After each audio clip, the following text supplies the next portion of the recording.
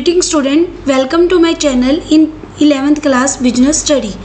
In this video we are going to start the topic changing role of public sector of unit 3 public, private and global enterprises. Changing role of public sector means at the time of independence it was expected that the public sector enterprises would play an important role in achieving certain objective of the economy, either by direct participation in business or by acting as a catalyst. कि जैसे ही independence achieve हुई तब ये expect किया गया कि public sector जो enterprises है वो एक इम्पोर्टेंट रोल प्ले करेंगी कुछ सर्टेन जो ऑब्जेक्टिव थे उनको अचीव करने के लिए इकोनॉमी के अंदर, चाहे वो डायरेक्ट पार्टिसिपेशन इन्वॉल्व करे बिजनेस के अंदर या फिर एक कैटलिस्ट मीन्स एक रिफॉर्मर की तरह मीन्स जो कि ड्रास्टिक चेंज ला सकते हैं इकोनॉमी में उनकी तरह रोल प्ले करे। राइट स्टूडेंट, कि इंडिपेंडेंस के बाद ये रियलाइज किया गया कि पब्लिक सेक्टर एंटरप्राइजेज ही चेंज ला सकती हैं, चाहे डायरेक्टली इन्वॉल्वमेंट करके प्राइवेट सेक्टर के साथ या फिर जो है एक रिफॉर्मर की तरह मीन्स ड्रास्टिक चेंज ला सकती है। The public sector would build up infrastructure for other sector of the economy and invest in key areas. The private sector was unwilling to invest in project which required heavy investment and have long gestation period. Private sector कभी भी उस project में involvement अपनी नहीं देता है, वो अपनी इच्छा नहीं रखता है जिन प्रोजेक्ट के अंदर हैवी इन्वेस्टमेंट की नीड होती है और उनका जो गेस्टेशन पीरियड मीन्स जो रिवेन्यू रियलाइजेशन पीरियड है वो क्या होता है, लंबा होता है। उसमें प्राइवेट सेक्टर कभी भी इंटरेस्टेड नहीं होता। गवर्नमेंट ही उन इंफ्रास्ट्रक्चर जो है प्रोजेक्ट के अंदर इन्वॉल्वमेंट कर सकती है और डेवलप कर सकती है इंफ्रास्ट्रक्चर फैसिलिटी और गुड्स और सर्विस जो कि इकोनॉमी के लिए इसेंशियल है तो पब्लिक को प्रोवाइड कर सकती है। प्राइवेट सेक्टर उस फील्ड में कभी भी इंटरेस्टेड नहीं होता। The Indian economy is a stage of transitions. India की जो इकोनॉमिक थी वो कौन से स्टेज में है कि अब कुछ ट्रांसफॉर्म कुछ नया होगा। 5-year plans in the initial stage of development gave lot of importance to the public sector.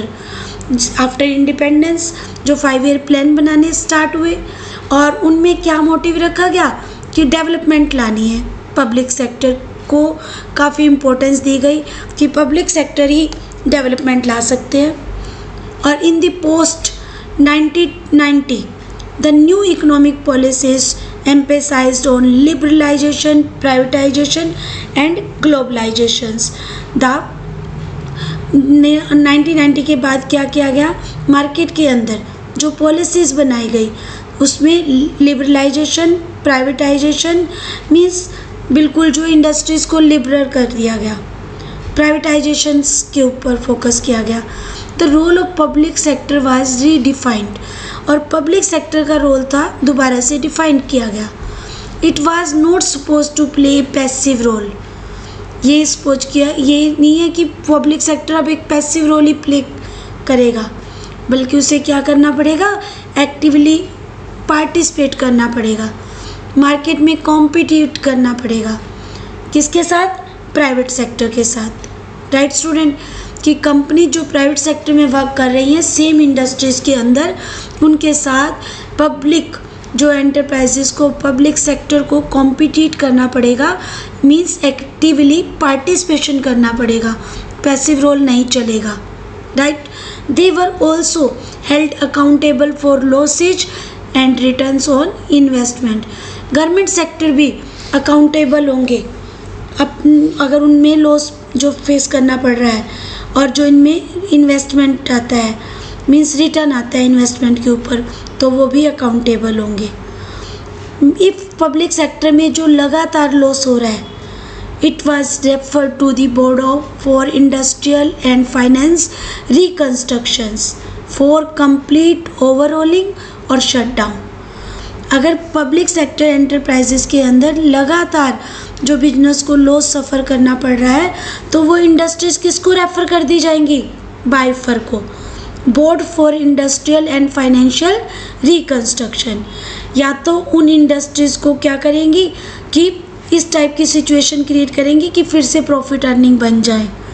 Overhauling means कुछ जो भी चेंज करना है, जो कि लॉस का रीजन बन रहा है, उनको जो है फर्स्टली वो जो है फाइंड आउट करेंगे लॉस के रीजन को, और फिर उन रीजन्स को दूर करेंगे।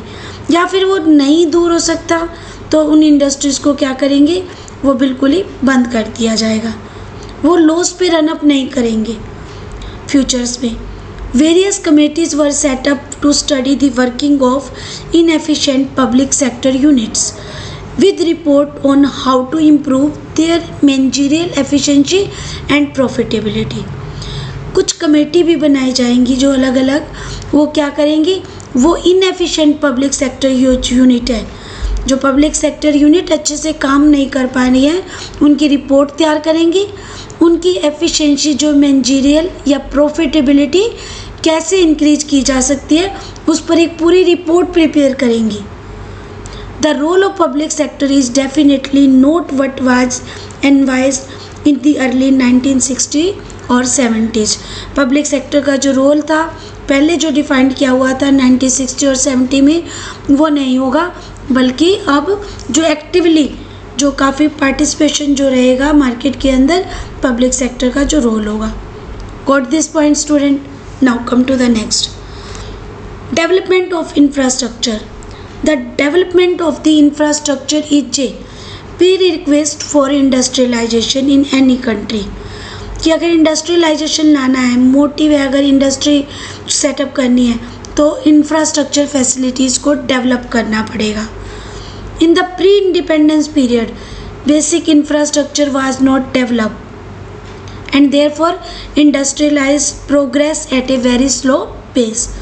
इंडिपेंडेंस से पहले इंफ्रास्ट्रक्चर फैसिलिटी थी वो डेवलप नहीं थी, इसलिए इंडस्ट्रियलाइजेशन जो प्रोग्रेस हो रहा था, मीन्स इंडस्ट्री जो डेवलप हो रही थी, वो काफ़ी स्लो पेस पर जो है प्रोग्रेस कर रही थी।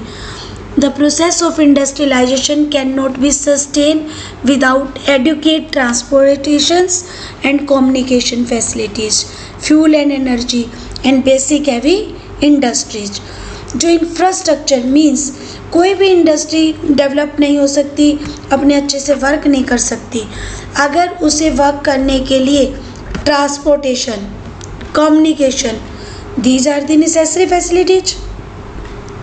गुड मैन्युफैक्चर कर देगा, अगर ट्रांसपोर्टेशन फैसिलिटी नहीं होगी तो कंज्यूमर तक कैसे प्रोवाइड की जा सकती है गुड, वो तो अपनी ओनली लोकल मार्केट में ही प्रोवाइड कर सकते हैं। Communication is necessary to communicate the consumer about the product, fuel or energy that's requirement for production। Basic heavy industries के अंदर जो इनपुट्स की जो का इंफ्रास्ट्रक्चर के बिना कैसे बिजनेस को इंडस्ट्रीज को रन कर सकते हैं, तो these are the necessary infrastructure facilities. The private sector did not show any initiative to invest in heavy industries और develop it in any manner. Private sector कभी भी अपनी जो है इनिशिएटिव मीन्स पहल क्षमता को नहीं दिखाएगा जो बड़ी बड़ी इंडस्ट्रीज के अंदर इन्वेस्टमेंट करने की और इस टाइप से उन्हें डेवलप करने की। They did not have train personnel और finances to immediately establish heavy industries. वो उनके पास ट्रेन पर्सोनल नहीं होंगे, उनके पास वो इतना फाइनेंस नहीं है उनके पास कि वो हैवी इंडस्ट्रीज़ को सेटअप कर सके जिसकी इकोनॉमिक को रिक्वायरमेंट है, जिसकी इकोनॉमी में रिक्वायरमेंट है, ज़रूरत है, वो उनके पास इतना फाइनेंस नहीं है, ट्रेड पर्सोनल नहीं होंगे, वो इतना एक्सपेंस नहीं कर सकती। It is the only government which could mobilise his capital and coordinate all the industrial जो construction and train technicians and workforce. Only government sector involve कर हो सकता है इसमें और अपनी जो है इंडस्ट्रीज़ को कंस्ट्रक्ट कर सकता है, उसके अंदर ट्रेन टेक्नीशियंस वर्कफोर्स को अपॉइंट कर सकता है। Rail, road, sea, air transport was the responsibility of the government. किसकी रिस्पॉन्सिबिलिटी है ये? गवर्नमेंट की, क्योंकि प्राइवेट सेक्टर यहाँ पर जो इन्वॉल्वमेंट नहीं रखता। राइट स्टूडेंट, वो इंटरेस्टेड नहीं होता यहाँ पर जो है इन फील्ड की, इन जो सेक्टर के अंदर इन्वॉल्वमेंट की, क्योंकि यहाँ पर जो है प्रॉफिट्स उतने नहीं है, बल्कि क्या है, हैवी इन्वेस्टमेंट की नीड है। And the expansion and contributed to the pace of industrialization and ensured future economic growth। और जो इकोनॉमिक ग्रोथ जो मोटिव रहेगा, गवर्नमेंट इन जो सेक्टर के अंदर इन्वॉल्वमेंट रखेगी और main purpose future economic growth करना है। The public sector enterprises were to operate in certain spheres, investment were be made to. किस किस फील्ड में गवर्नमेंट जो पार्टिसिपेशन रहेगा? First, give infrastructure to the core sectors which requires high capital investment, complex and upgraded technology, big and effective organization structure like steel plant, power generation plant, civil aviations, railway, petroleum, state trading, coal etc। कि ऐसी जो infrastructure जो है core sector को provide करना, जो जहाँ की कैपिटल इन्वेस्टमेंट काफ़ी आई हो, कॉम्प्लेक्स जो है टेक्नोलॉजी की नीड हो, अपग्रेडेड टेक्नोलॉजी की नीड हो, बिग इफेक्टिव ऑर्गेनाइजेशन स्ट्रक्चर की नीड हो। For examples steel plant, power generation plants, right, और इसी टाइप से कोल एटसेट्रा। तो उनमें गवर्नमेंट का ही पार्टिसिपेशन होगा और गवर्नमेंट का पार्टिसिपेशन ही जो है सोशल जो बेनिफिट कर सकता है, फैसिलिटी प्रोवाइड कर सकता है पब्लिक को at the lowest cost. Now second, give a lead in investment to the core sector where private sector enterprises are not functioning in the desired directions like fertiliser, pharmaceuticals, petrochemicals, newsprint medium and heavy engineering. कि investment को बढ़ाना core sector के अंदर, जहाँ पर private sector है जो अपनी फंक्शनिंग नहीं करता, उनकी डिजायर ही नहीं रहती इस फील्ड में आने की, like fertiliser, pharmaceuticals, petrochemicals, newsprint media and heavy engineering. Right student, now come to the next, give direction to future investment like hotel project management, consultancy, textiles, automobile etcetera. कि उन्हें direction देना future investment करे ताकि hotel project management, consultancy जो textile और automobile extra जो develop हो। Now main motive क्या है कि गवर्नमेंट का रीजनेबल बैलेंस बने। गवर्नमेंट ही रिस्पॉन्सिबल होती है for developing all regions and state in a balanced way and removing regional disparities. Government ही रिस्पॉन्सिबल है कि सभी सेक्टर, सभी रीजन, स्टेट्स का एक प्रॉपर जो है बैलेंस बने, डेवलप हो और रीजनल जो डिस्पैरिटीज़ हैं, मीन्स जो विभिन्नताएं हैं वो अलग रिमूव हो जाए। Most of the industrial progress was limited to a few areas like the port towns in the pre independence period. Right student, now after 1950 government ने क्या किया, 5 ईयर प्लान्स बनाए और मेजर अटेंशन डाली कि उन रीजन्स के ऊपर जो कि पिछड़ी तो बन गए हैं, उनमें जो है पब्लिक सेक्टर जो है एंटरप्राइजेस को इन्वॉल्वमेंट जो है के लिए फोकस किया। वो इंडस्ट्रीज़ वहाँ पर जो है डेलिबरेटली सेटअप की गई।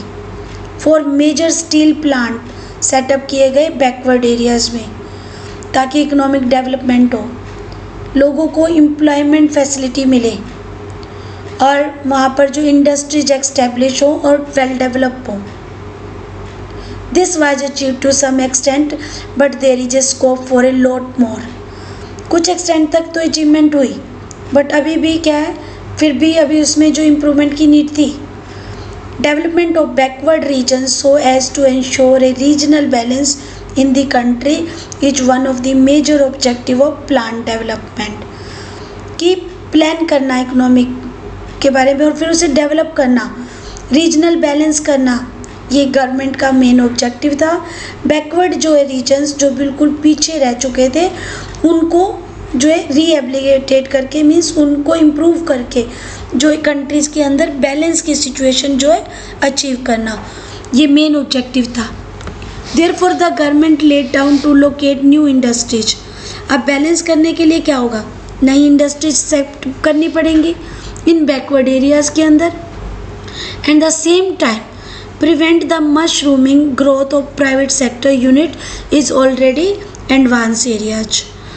कि जो एडवांस एरियाज के अंदर जो प्राइवेट सेक्टर यूनिट्स जो है ग्रूम कर रही थी, ठीक है, ग्रोथ कर रही थी, उनको क्या, उनसे भी बचाना, उनसे भी उन्हें प्रिवेंट करना. तो इकोनॉमिक क्या बैलेंसेस लाना मेन मोटिव था जो पब्लिक सेक्टर का. Now come to the third, economics of scale. Large scale industries are required to set up with high capital outlay. कि अगर बड़ी इंडस्ट्रीज को सेटअप करना है तो कैपिटल जो इन्वेस्टमेंट चाहिए वो लार्ज स्केल पर चाहिए. The public sector had to step in to take advantages of economics of scale.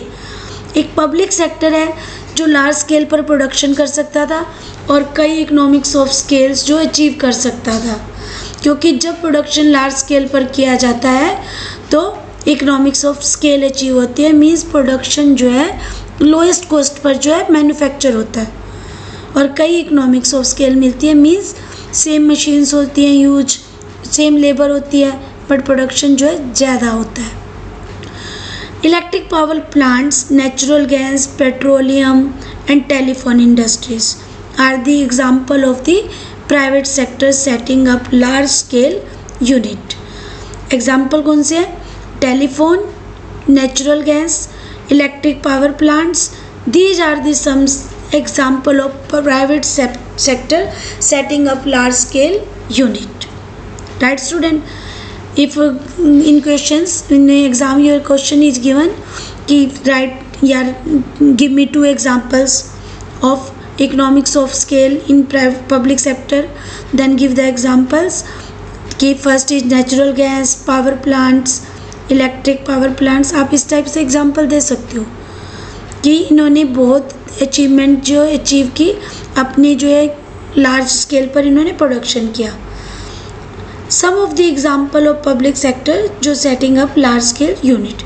These unit required a large base to function economically which was only possible with government resources and mass scale production. ये जो achievement थी ये केवल government जो functioning या government resource use करके ही हो सकती थी और लार्ज स्केल पर प्रोडक्शन करके ही अचीव हो सकती थी. Got this point student. Now come to the next, check over concentrations of economic power. The economic sectors act as a check over the private sector. कि साथ में पब्लिक सेक्टर का ये भी वर्क था कि प्राइवेट सेक्टर को भी चेक करना है. Private sector, there are very few industrial houses which would be willing to invest in heavy industries. Private sector क्या था, वहाँ पर ओनली कुछ ही इंडस्ट्रीज ऐसे इंडस्ट्रियल हाउसेस थे जो कि विलिंग थे, मीन्स इच्छा रखते थे जो हैवी इंडस्ट्रीज के अंदर इन्वेस्ट करने की. With the result, the wealth gets concentrated in few hands.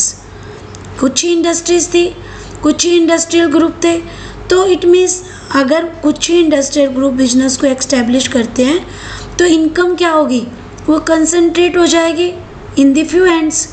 तो इससे क्या होगा, मोनोपोलिस्ट प्रैक्टिसेस एनकरेज होंगे.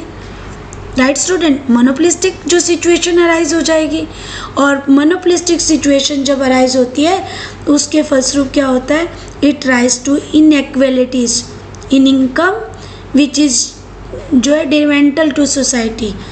इनइक्वालिटीज़ आती है इनकम में क्योंकि जो रिच पर्सन होते हैं उनकी इनकम तो इंक्रीज होती रहती है और पुअर होता जाता है. तो इकनॉमी के अंदर क्या होता है, डिफ्रेंशिएशन हो जाता है.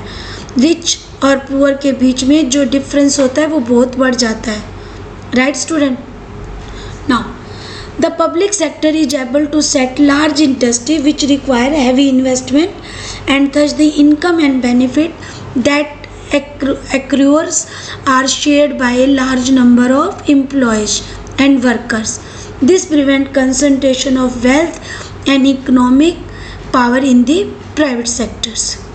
अब पब्लिक सेक्टर ही जो क्या है वो सेटअप करके बिजनेस को, लार्ज इंडस्ट्रीज़ को हैवी इन्वेस्टमेंट करके इनकम जो रिसीव हो रही थी या बेनिफिट जो अचीव होता है, क्योंकि पब्लिक सेक्टर के अंदर जो बेनिफिट अचीव होगा वो तो शेयर होगा, वो मोनोपोलिस्टिक मीन्स कुछ लोगों के हाथ में जो नहीं जाएगा, बल्कि शेयर होगा और उसका बेनिफिट मिलेगा लार्ज नंबर ऑफ एम्प्लॉयज़ और वर्कर को।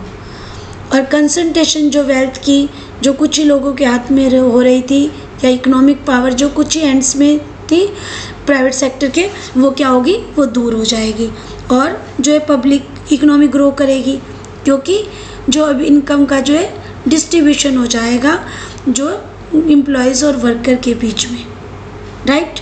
मीन्स सभी को जो है इनकम अर्न होगी, ना कि कुछ प्राइवेट सेक्टर के पर्सन्स को। मोनोपोलिस्टिक कंडीशन ख़त्म होगी जब हमारी जो गवर्नमेंट इंटरफेयर करेगी इंडस्ट्रीज़ के अंदर, हैवी इन्वेस्टमेंट करेगी, इनकम का जो बेनिफिट होगा सब में डिस्ट्रीब्यूशन होगा।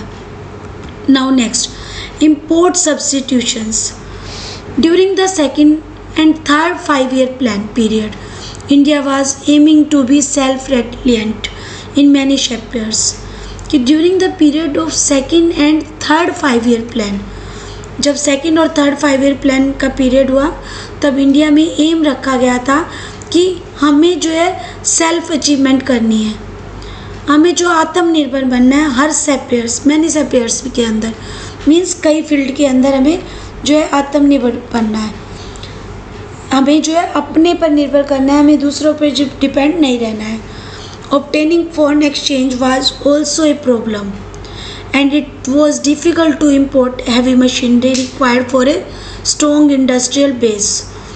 इम्पोर्ट करना जो फॉरेन एक्सचेंज, ऑब्टेनिंग करना जो फॉरेन एक्सचेंज, ये बहुत बड़ी प्रॉब्लम थी, जिससे क्या होता था, इम्पोर्ट करना मशीनरी का, जो हैवी मशीनरी जो बाहर से इम्पोर्ट की जाती थी, अब इम्पोर्ट किया जाएगा तो फॉरेन एक्सचेंज चाहिए, बट वो नहीं अवेलेबल होती थी, और एक जो अवेलेबल नहीं होगी तो इंडस्ट्रीज का बेस स्ट्रॉन्ग नहीं बन पाएगा, क्योंकि हम आउटडेटेड जो है टेक्नोलॉजी यूज़ करते रहेंगे, न्यू टेक्नोलॉजीज़ को यूज नहीं कर पा रहे हैं।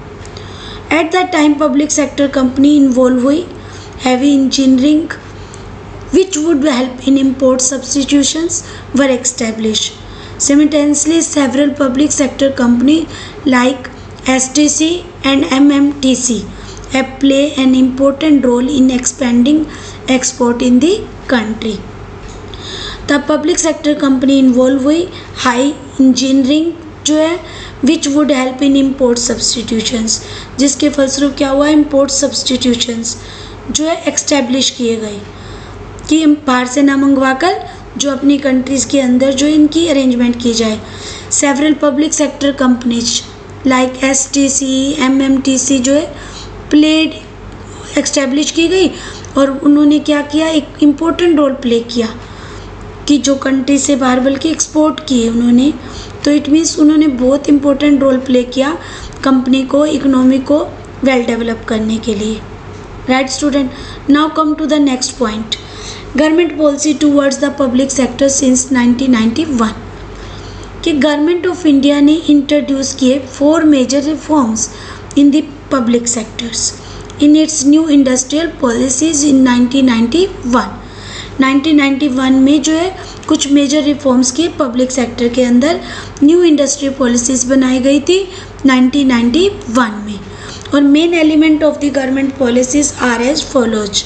First, restructure and revive potentially viable PSUs, public sector units।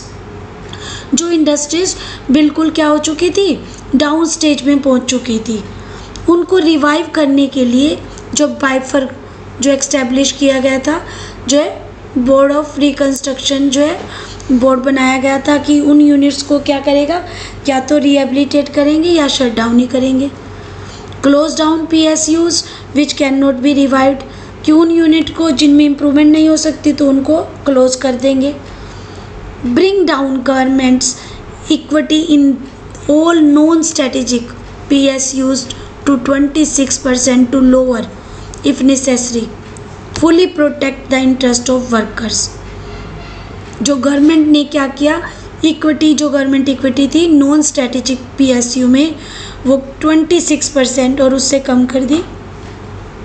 अगर ज़रूरत होती थी तो फुली प्रोटेक्ट किया जाएगा वर्कर का इंटरेस्ट, राइट। तो ये मोटिव थे न्यू इंडस्ट्रियल पॉलिसीज़ के कि इंडस्ट्रीज को रिहेबिलिटेट करना है, फिर से जो है वही पोजीशन जो पहले ही अच्छी पोजीशन को गेन करवाना है। अगर कोई इंडस्ट्री जो है शट डाउन कर देना है उसको, अगर रिहेबिलिटेट नहीं कर पाएगी तो मीन्स उसमें कोई इम्प्रूवमेंट नहीं हो सकती, तो उसे क्लोज डाउन करना, उसे लॉस पे रन अप नहीं करना। Now come to the first point, reduction in the number of industries reserve for the private, जो reserve for the public sector के लिए जो रिजर्व थी वो 17 to 8 कर दी, और आज जो है ओनली 3 है। कि पब्लिक सेक्टर के अंदर पहले 17 इंडस्ट्रीज आती थी कि उन्हें केवल पब्लिक सेक्टर ही ओपन कर सकता था, बट आज क्या हुआ कि 3 इंडस्ट्रीज हैं जो कि डिफेंस से रिलेटेड हैं, वो ओनली इंडस्ट्रीज हैं जिनको पब्लिक सेक्टर ओपन करेगा, बाकी सभी इंडस्ट्रीज जो ओपनली प्राइवेट सेक्टर के लिए कर दी गई। In the 1956 regulation of industrial policy, 17 industries were reserved for public sector, and in 1991 only 8 industries were reserved for public sector. They were restricted to atomic energy, arms and communication, mining and railways. ये industry छोड़कर बाकी सब क्या कर दी गई, privatisation means private people के लिए open कर दी, प्राइवेट सेक्टर के लिए ओपन कर दी। In 2001 only 3 industries were reserve exclusively for the private sector, and these are atomic energy, arms और rail transport, right student. Note down this, sometime question given in the exam, name 3 industries in the for the public sector, तो atomic energy, arms and rail transport, right student. Now this meant for that private sectors could enter in all areas except the 3. इन 3 industry sectors को छोड़कर जो है private sector सभी area में involvement कर सकता है।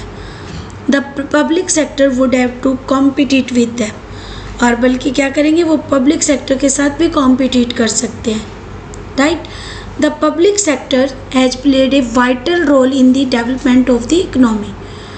However, private sector also quite capable of contributing substantials to the national building process. कि जिस टाइप से जो है पब्लिक सेक्टर रोल प्ले करता है जो एक इकोनॉमी की बिल्डिंग को स्ट्रॉन्ग बनाने के लिए, एक नेशनल बिल्डिंग प्रोसेस को जो है फॉलोअप करता है, तो प्राइवेट सेक्टर भी क्या करेगा, वो भी कंट्रीब्यूट करेगा.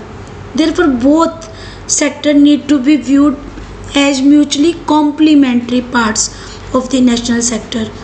कि प्राइवेट और public sector both are needed for national sector. दोनों की नीड है, दोनों को कॉम्प्लीमेंट्री एक टाइप से वर्क करना पड़ेगा, जो प्रोग्रेस तभी हो जाएगी इकोनॉमी की, अदरवाइज इकोनॉमी जो है प्रोग्रेस नहीं कर पाएगी.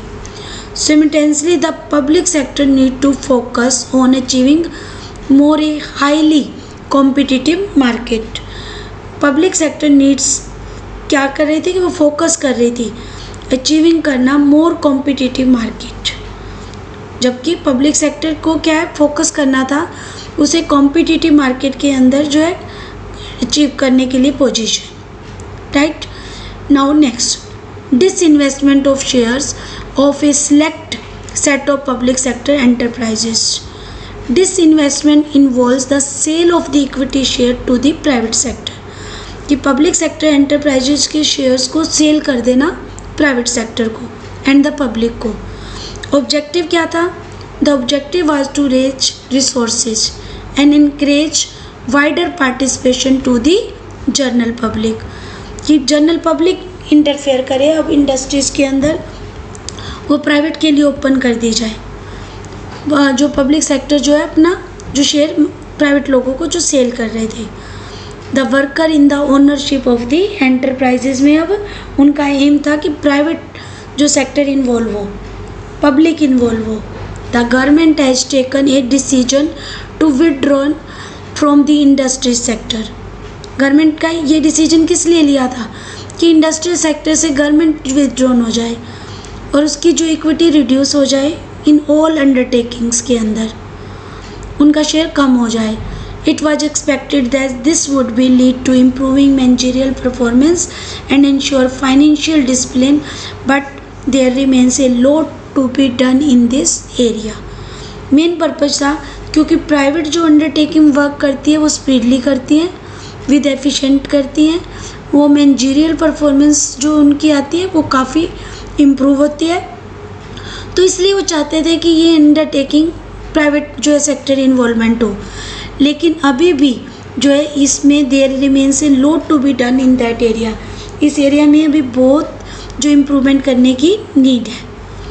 Right student, this the primary जो objective of privatising public sector enterprises are, main जो है ऑब्जेक्टिव क्या थे प्राइवेटाइजेशन करने का पब्लिक सेक्टर को।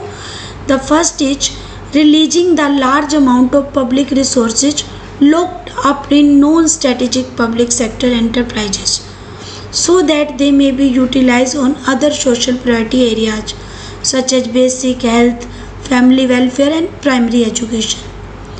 मेन पर्पज था कि जो लार्ज अमाउंट पब्लिक रिसोर्सेज के ऊपर ब्लॉक हो जाती है, लॉक्ड अप हो जाती है, तो उनको क्या करना, वहाँ से हटाकर इम्प्रूवमेंट के लिए पब्लिक सेक्टर जो एंटरप्राइजेस पे इस तरह से खर्च करनी है कि उस फंड का यूटिलाइजेशन हो सोशल प्रायोरिटी एरियाज़ के अंदर। हेल्थ के ऊपर खर्च करें, वहाँ पे फैमिली वेलफेयर पे खर्च करें, प्राइमरी एजुकेशन पे खर्च करें।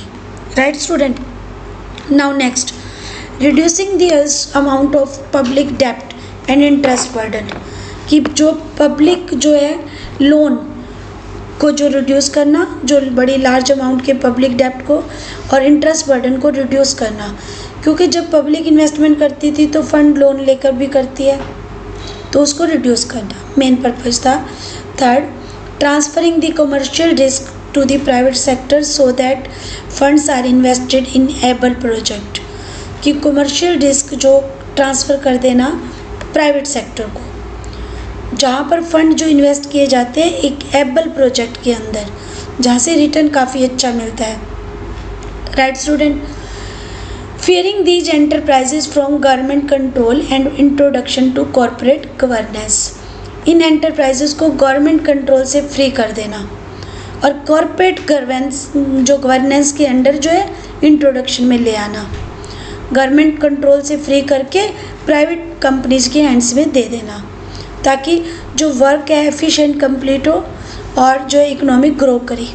मेन पर्पज ये था। In many areas where the public sector had a monopoly, for example telecom sector, the consumer have benefited by more choices, lower prices, better quality of product and services.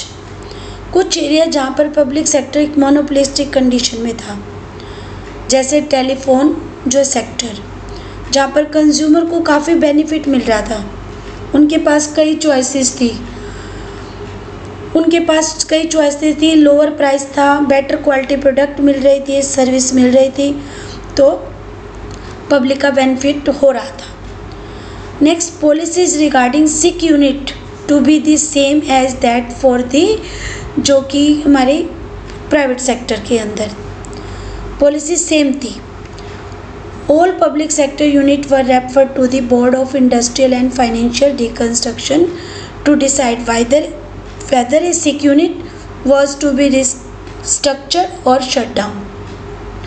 जैसे public unit के लिए जो wiper means board of industrial and financial reconstruction, वैसे ही private sector के लिए भी, कि जो इंडस्ट्रीज जो रिस्ट्रक्चर हो सकती है उसे रिस्ट्रक्चर करना और दूसरी जो नहीं हो सकती उनको क्लोज डाउन करना, सेम प्रोसीजर था। The board has reconsider revival and rehabilitate scheme for some cases and winding up of a number of unit, जो इंडस्ट्री अच्छे से वर्क नहीं कर सकती थी फ्यूचर में उनका वाइंडिंग अप कर देना, और जो रिहैबिलिटेट हो सकती थी स्कीम के अंडर में थी, जिनमें इम्प्रूवमेंट हो सकती थी, उनको रिहैबिलिटेट करना। There is a lot of resettlement amongst workers of the unit which were to be closed down, जिन्होंने उन इंडस्ट्रीज़ को बंद कर देना जो कि अच्छे से वर्क नहीं कर पा रही थी और इम्प्रूवमेंट भी नहीं हो सकती थी। A national revival fund was set up by the government to retrench labor and to provide compensation to public sector employees. ये जो बोर्ड थे नेशनल रिन्यूअल फंड सेटअप किए गए थे, नेशनल रिन्यूअल फंड सेटअप किए गए थे गवर्नमेंट के द्वारा, जो कि इस टाइप की लेबर को रिटेन करना, डिप्लॉयमेंट करना, जो है उनकी जो है रिट्रेंच मीन्स जिनकी छटनी कर दी है तो दोबारा से अपॉइंटमेंट करना, कंपनसेशन प्रोवाइड करना लेबर को। पब्लिक सेक्टर के अंदर जो एम्प्लॉयज़ वॉलेंट्री रिटायरमेंट लेकर चले जाते थे तो उनको जो है फंड प्रोवाइड करने के लिए, उनको कंपनसेशन प्रोवाइड करने के लिए एक नेशनल रिन्यूअल फंड एस्टेब्लिश किया गया गवर्नमेंट के द्वारा कि उन कर्मचारियों को, उन लेबर फोर्स को या तो जो उनका कंपनसेशन पे कर दिया जाए या उनको जो फिर वर्क पे जो लगाया जाए। Right student, got this points? There are many enterprises which are sick and not capable of being revived as they have accumulated huge losses. कुछ ऐसी एंटरप्राइजेस थी जो सिक कंडीशन में थी, जो रिवाइव होने की कैपेबिलिटी में नहीं थी, वो नहीं थी कैपेबल कि आगे बिजनेस को रन अप कर सकते हैं, वो लॉसेस पे चल रही थी और फ्यूचर में भी उसके लॉस के ही चांसेस थे। एक्यूमुलेट लॉसेस उसके काफ़ी मीन्स कई सालों से जो लॉसेस पे रन हो रही थी। With public finances under intense pressures both central और state government are just not able to sustain them much longer. तो अब क्या फोकस था कि ऐसे जो है इंडस्ट्रीज जिनके ऊपर जो सेंट्रल और स्टेट गवर्नमेंट का फोकस होता था, या तो उनको सस्टेन किया जाए और नहीं कर सकते, लॉन्ग टाइम से वो लॉस बियर कर रहे हैं तो उनको क्लोज कर दें। The only option available to the government in such cases is to close down these undertaking after providing a safety net for the employees and the worker. कि उनके बंद करने पर क्या होगा, उनके एम्प्लॉयज़ और वर्कर क्या होंगे, वो उनका जो है एम्प्लॉयमेंट छूट जाएगा, इट मीन्स लॉस होगा उनका एम्प्लॉयमेंट का, तो उन्हें सेफ्टी प्रोवाइड की जाए। Resources under the national renewal fund have not been sufficient to meet the cost of voluntary separation scheme और voluntary retirement scheme.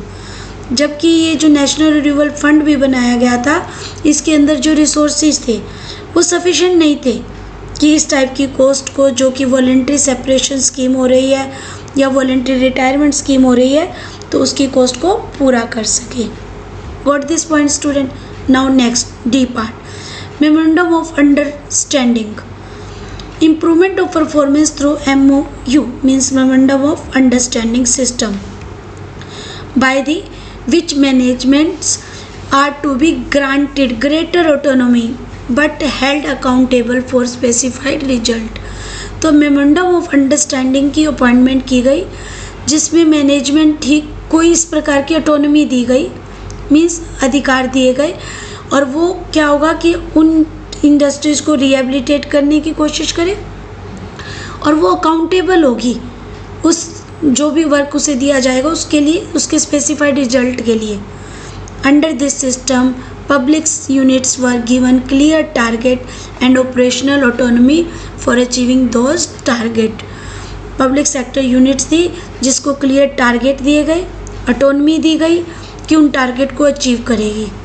The MOU was between the particular public sector unit, thus their administrative ministries defining their relationship and autonomy। Memorandum of undertaking ही थी जो कि particular public sector unit और उसके administrative जो ministry के साथ मिलकर जो है काम करना, उनके रिलेशंस और ऑटोनॉमी के रिलेशन के साथ, जो उनके रिलेशनशिप ऑटोनॉमी के साथ जो है डिसाइड करना, ये सारा काम जो MOU को दे दिया गया ताकि इकोनॉमी जो है डेवलप हो सके। पब्लिक सेक्टर की भी इम्पोर्टेंस, प्राइवेट सेक्टर दोनों जो एक ही रोल इकट्ठा प्ले करें और इकोनॉमी को डेवलप कर सके। राइट, तो दीज आर दी जो Student, this is all about the changing role of public sector. Public sector role not definitely was in the earlier 1960 और 70. पब्लिक सेक्टर का रोल वही नहीं है जो कि 1960 और 70 में जो था. आज जो पब्लिक सेक्टर का रोल जो है डेवलप हो चुका है. Development of infrastructures and regional balances, economic of scales, check over concentration and economic power, import substitutions, government policies towards public sector since 1991, and disinvestment of shares of select set of public sector enterprises. तो इस type से जो है public sector के जो role में काफ़ी improvement हुई है और वाइफर की जो एक्सटेब्लिशमेंट की गई जो कि सिक यूनिट्स को रिहेबिलिटेट करने की, कि ताकि पब्लिक सेक्टर जो है लॉस में रनअप किए जा रहे थे वो ना किए जाए और जो इम्प्रूवमेंट हो, इकोनॉमिक की इम्प्रूवमेंट हो. इसलिए जो डिसइन्वेस्टमेंट करके कि प्राइवेटाइजेशन को भी इनिशिएट किया जाए, प्राइवेट जो इन पार्टीज़ को भी इनिशिएट किया जाए बिजनेस इकोनॉमिक के लिए, ग्रो के लिए. इसलिए मेमोरेंडम ऑफ अंडरटेकिंग जो सिस्टम को भी इंट्रोड्यूस किया गया. तो these are the step taken by the government to improve the economy. Private and public sector both are necessary for the economic development. Both play a complementary role for the economic development. Right, student? I hope you all understood this point, and we will meet in next video with the topic global enterprises. Right, student? Global enterprises के discussion के लिए we will meet in next video. And in this video this is the all about of role of the public sector